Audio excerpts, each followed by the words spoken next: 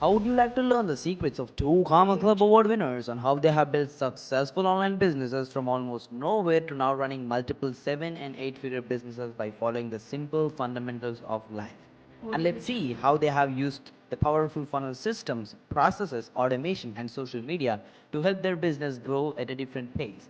Let's dive into their journey to grasp the strategy, mindset, action plan of how they have done it from almost nowhere to the way up to 7 figure. We are going to uncover and pick their brains of the top performing entrepreneurs on this show. How they have done it and how you can do it too.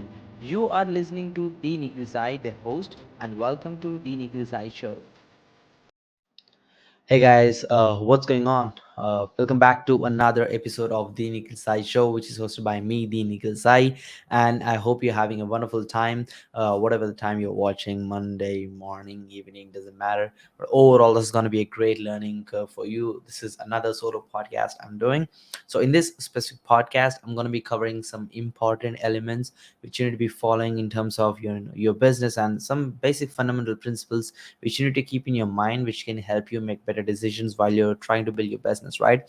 So number one, I want to start with the importance of customer avatar, right? I mean, this is like one of the most common problems I've seen. Like, usually I talk to like at least half a dozen people on a weekly basis easily, who are like business owners who wants to grow and all of that good stuff, who need some marketing help and whatnot.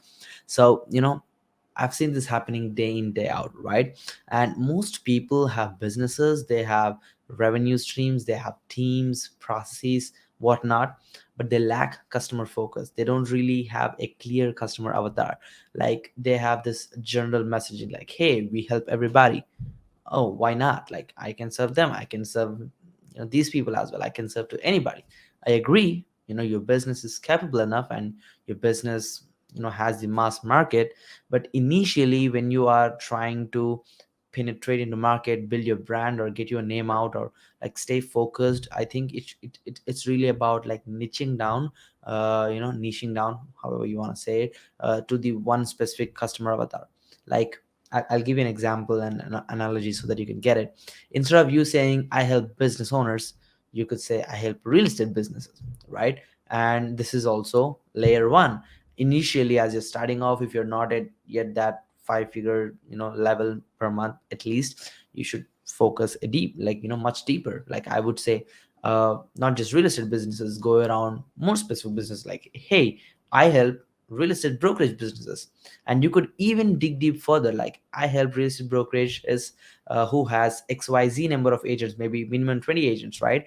And then I can even dig further, like, and say I help real estate brokerages who have minimum 20 agents, who does an annual sale worth of 100 million or more, right? Like you could dig it that way, right? So that's when you can like have this tiny piece of audience where you have a clear customer avatar. And now as a business owner, for you to make decision or to create offers to serve them, it becomes so much easier because you know who you're exactly serving. So many entrepreneurs who start their business kind of have this uh, delusion of like trying to serve everybody, otherwise they're missing out the business opportunity, which is not true initially.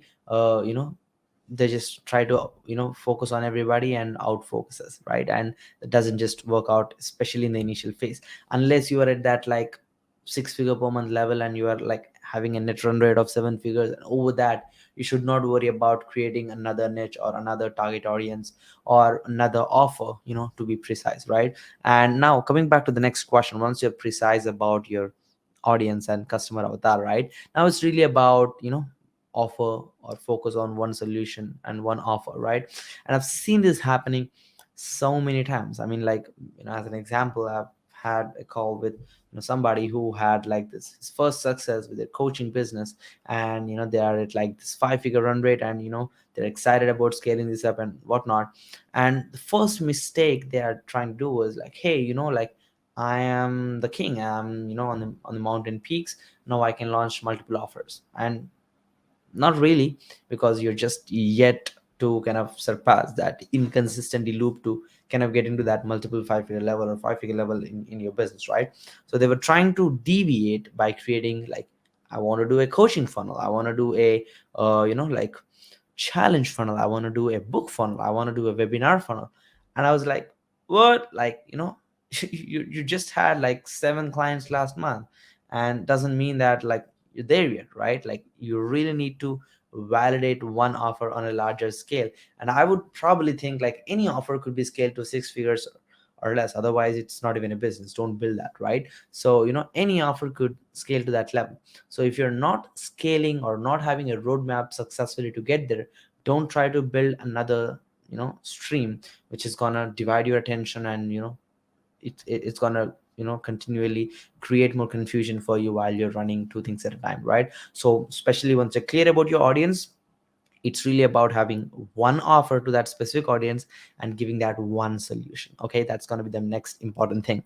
Now, one more thing I really really want to mention is the importance of beta launching. So many people kind of get stuck, especially new age entrepreneurs or somebody who's just trying to build for the first time, or somebody who has like done something which is not working anymore, because marketing is something which gets disrupted almost every other day, multiple times a day, in specific niches, right? So you need to be like keeping up to date yourself, so that you kind of catch up with what's happening in the world, right? So especially speaking, when you're beta launching, you need to understand who you're exactly offering, and then what exact offer you're going to do. And maybe it's a new service, maybe if it's a new industry, maybe like if you could see what's happening in 2022, 2021, whatnot, you could see a crypto boom, right? Like a lot of NFT projects came in, right? And you need to do beta launching, like, hey, with this sell, like, okay. And you could validate if your offer is working out or not by selling to no more than 5 people. Like if you make 15, 20 offers max, and you have 5 people saying yes at the price point, with a good backup guarantee which you're offering, that validates your offer. And now you could look at the similarities of the 20 people you pitched to, and the similarities of people who bought, the 5 people. Now you can nail down like, okay, the 5 people who bought are my customers. What are the conversations they had? What are the pains they have? What are the situations they're coming from? Now you can see the similarities where these people can be found. Now the only focus for you is really about how can I go and look for 500 more people who look similar to the 5 people who just signed up with me.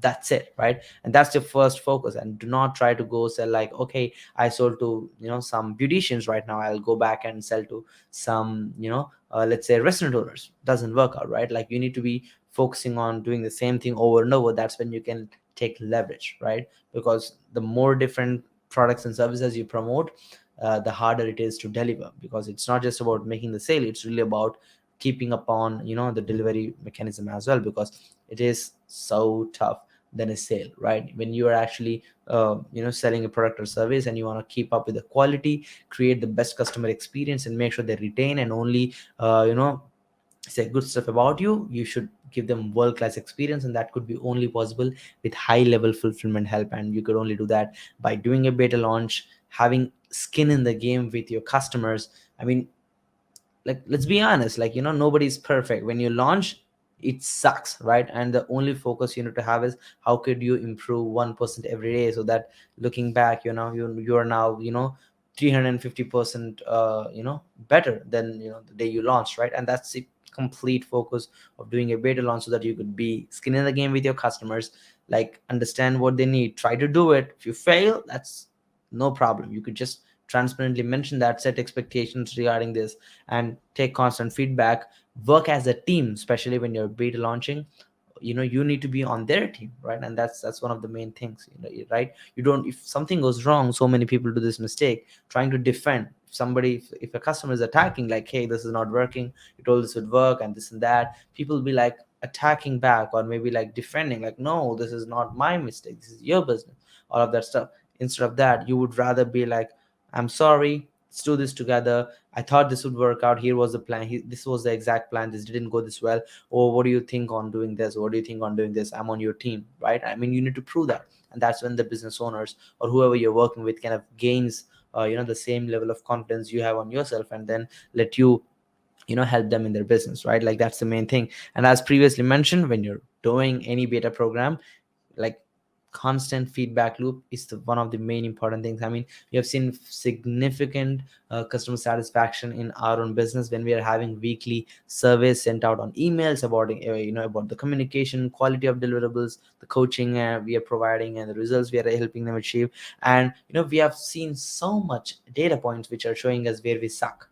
Now the whole point of doing that constant survey is really about nailing down top three problems which we can solve and like knock them off this week, right? Like it's a constant process which is happening. And for a fact, as I continue to do this, which we will never stop, right, we will be having one of the best services in the world, right? Like, I mean, this could apply to any business, right?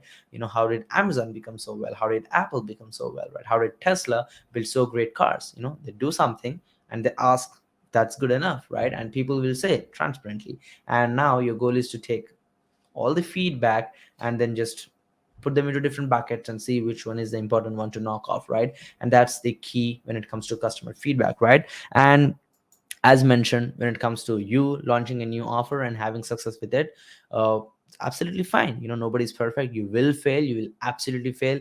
It's very less likely you'll not fail and figure it out in the first go, unless you have somebody who figured that at least 10, 15 times beside you, who's exactly drawing the line and you're just walking on it. It's going to be tough. It is going to be failing for sure. You need to be ready to it. Don't show your back.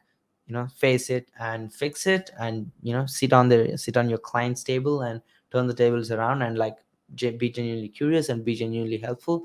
Then you could be figuring something out. And once you actually get your offer clarity, once you get your avatar clarity, and once you start the beta launch and get customer feedback and build that as a complete product or service, you could actually scale that one offer which 5-10 people in the initial stage or initial week or so would buy. Now you could go and, as your customer, know your offer, know your messaging, know that your stuff works. Now you could create advertising campaigns, and you could go into different communities and start talking about the success you had and whatnot. And that's the way you could actually scale, by launching a complete brand new offer, even when you have never done anything in that niche as well. But the only thing is, I think it's really about doing it consistently, because so many people give up too fast. I mean, if you're not doing something every day for 90 days in that one niche, you're not doing enough, right? To actually figure out if that works for you or not. So that's really important. And the second thing is not just being consistent in terms of work, but doing the needle moving stuff, like doing what's important. So many people I've seen who do huge hustling like this. They sit on their laptop like 24/7, but they don't go anywhere. It's really because they feel like they're doing it. But if they look at their own end of the reports, like what I have got done today, they don't have any answer. They just binge watching YouTube, feeling anxious about somebody else who had better success than them, and all of that, kind of stuff, right? You see what I'm saying? Like, that's one of the main things you should really try to avoid when you're actually trying to build a business. Be conscious and stop active procrastination. This needs to be done by today, but you delay that for some, another interview, another podcast, maybe like this, right? So you don't confuse yourself. Like, go back to work and fix the things you need to get done, prioritize them well, and knock them up, right? And yeah, I mean, that's optimistic enough. Like, if you are fair enough, and if you have bigger ears and smaller mouth, you should win the game, right? Because it's really about, again, consistency and tracking what you're working on, and really trying to add value to the marketplace. Because when you're genuinely trying to add value and get results, the market will make you bigger, right? The market will make you win, right? Because market is always watching, right? So I hope this quick short podcast episode was adding any value to your life. If you have any suggestions, any comments, make sure to comment down and reply to me on Facebook, Instagram, and whatnot. And make sure to subscribe to the podcast, and we'll see you on the next episode. This is me, Nikhil, signing off for today's podcast. Peace.